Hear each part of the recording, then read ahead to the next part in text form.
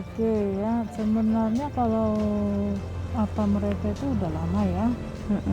10 tahun terakhir atau 8 tahun terakhir yang selama saya kan baru 17 tahun di sini. Berapa tahun itu? Baru 2004 saya sih. Berarti sekitar 16 ya. Iya.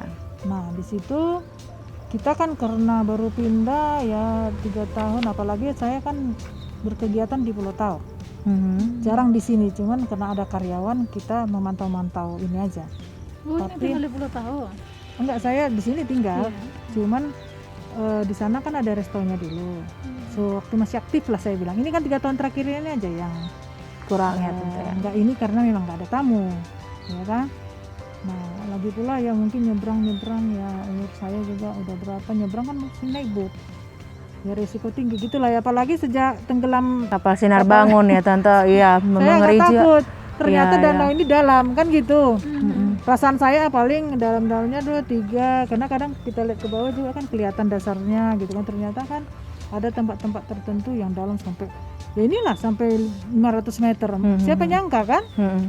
Ya mulailah saya agak takut ya ke sana ya. Umur saya juga aduh. Ya udahlah. Terus kita buka lah coffee shop di sini. Itu adik saya itu kan, mamanya sini, terus udah Kak sini aja kita gitu, karena aku juga kan tamu-tamuku kan aku sering menghandle tamu makan habis di sini makan sana. Sudahlah aku pikir ya udah, makanya di sini kami buat kalau ada tamuku yang sana itu aku balik handle ke sini gitu. Jadi kalau seperti yang kamu bilang pemerintah Upaya ada, pemerintah. adalah ya. Udah lama tante, dari berapa lama? Yang aku tahu sendiri untuk kami dulu lah ya, 2015 dicanangkan untuk merehab ini. Sebenarnya dari dulu pun sudah ada, waktu provinsi sebelum otorita terjadi, provinsi banyak membantu, walaupun kita bilang lah sedikit-sedikit, tapi banyak lah ya bantuan-bantuan yang bisa ya merehab ini dikit atau bikin ini ada dulu. Tapi terakhir setelah otorita ini ya mungkin ya gimana ya, mungkin banyak dana pemerintah kabupaten juga mungkin tidak mencukupi untuk seluruhnya, tapi ada lah ya, ada upaya untuk bagaimana membangkitkan Sebuah kebijakan, sekalipun istilahnya kata orang kan pemerintah adalah pemangku kebijakan tertinggi. Kadang-kadang kalau menurut saya pribadi, bukan saya pro pemerintah ya tante, tapi saya juga bukan kontra, jadi saya bukan fansnya. Jadi ini netizen jangan salah beranggapan ya. Jadi saya di sini ini cuma sekedar murni sebagai seorang akademisi nih yang mau bertanya. Kalau dalam pemahaman saya sendiri tante, saya tidak, dulunya mungkin kadang kenapa ya pemerintah begini, tapi setelah saya terjun di dalam pekerjaan ini saya mulai menganalisis sebenarnya apa yang terjadi, masalah yang terjadi sampai sedalam ini tuh sebenarnya bukan hanya tanggung jawab 1-2 pihak.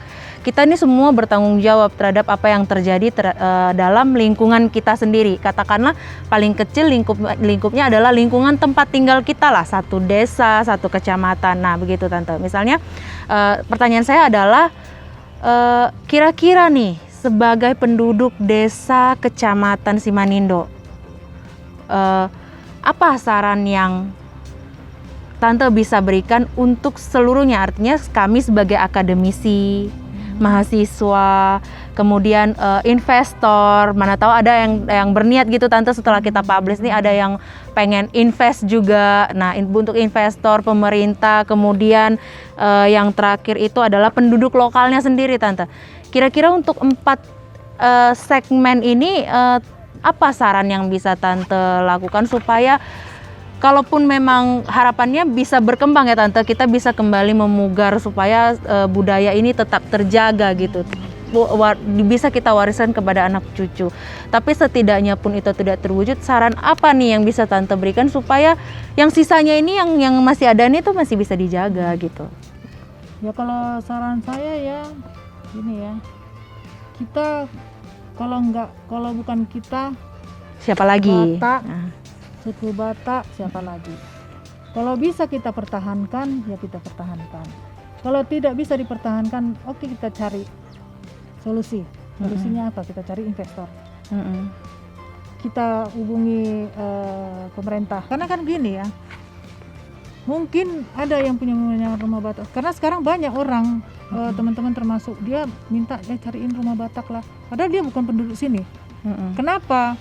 Berarti mungkin sekarang ini kan heritage house itu kan agak apa ya, agak bangkit gitu ya.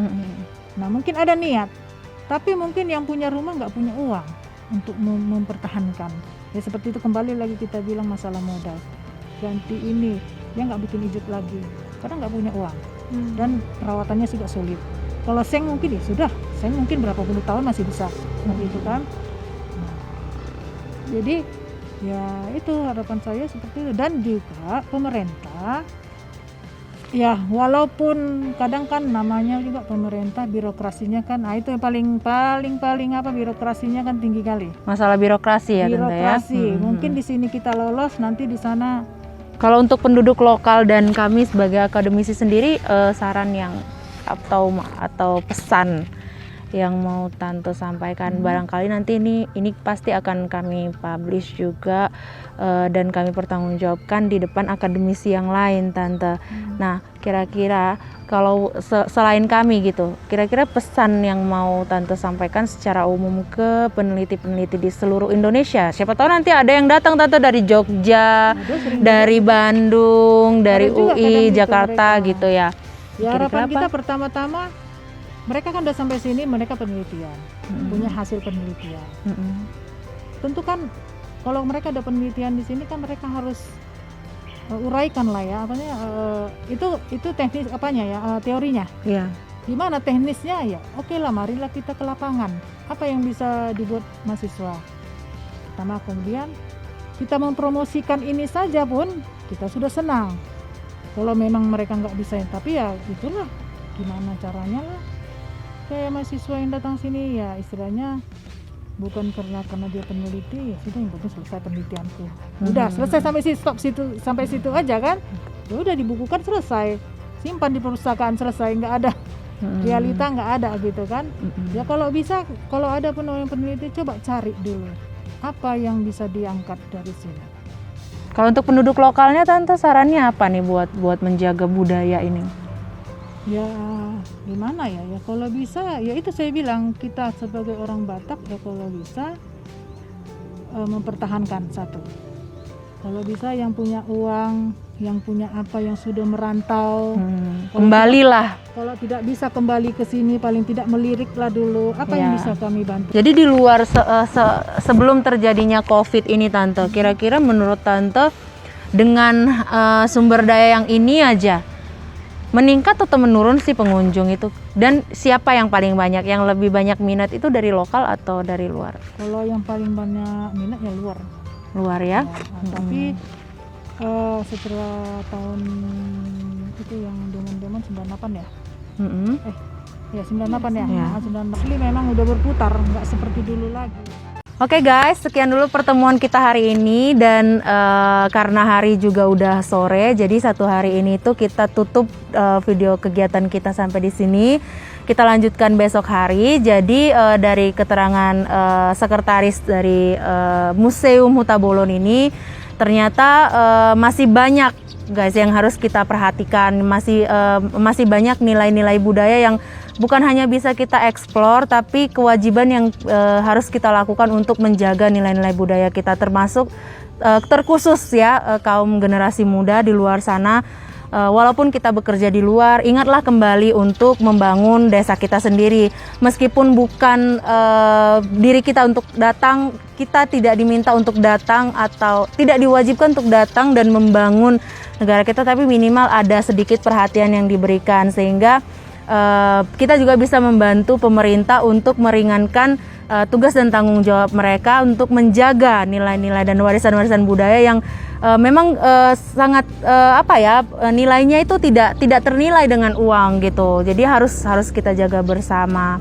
Nah, untuk pemerintah sendiri harapannya walaupun tidak bisa dilakukan secara cepat, karena ya kami juga masyarakat menyadari bahwa untuk menjaga kelestarian budaya itu membutuhkan biaya yang tidak sedikit, tapi setidaknya kami juga mengharapkan pemerintah itu tetap konsisten dan fokus dalam menjaga atau memugar kembali kebudayaan yang sudah hilang. Itu saja mungkin ya Tante ya. Atau ada lagi yang mau ditambahin Tante sebagai closing penutup? Oke, udah Itu aja? Udah semua. Kak, Kakak Ketua mungkin ada yang mau disampaikan mungkin? Sudah cukup karena memang sudah mencakup semua, dan berharap juga semua, apalagi yang menonton ini nanti ya, mengimbau masyarakat supaya mendukung di dalam proses promosi, Pelestarian. khususnya Kecamatan Simanindo bisa terus meningkatkan pariwisata yang kreatif dan berkelanjutan. Jadi kita juga meminta dukungan dari semua masyarakat dan juga dorongan terhadap masyarakat lokal yang ada di Samosir. Ya, terima kasih ya Tante. Nah, kalau libur jangan lupa masuk ke museum. Jangan Sabulun. lupa datang kunjungi. Nanti kita kasih kontak personnya kalau mau datang atau nanti kita share lokasinya di mana gitu. Masuk dari mana dengan transportasi yang seperti apa. Oke? Oke. Oke. Terima kasih semuanya. Sampai ketemu lagi di next video. Jangan lupa subscribe dan like channelnya. Oke? 3 kali. Horas, horas, horas.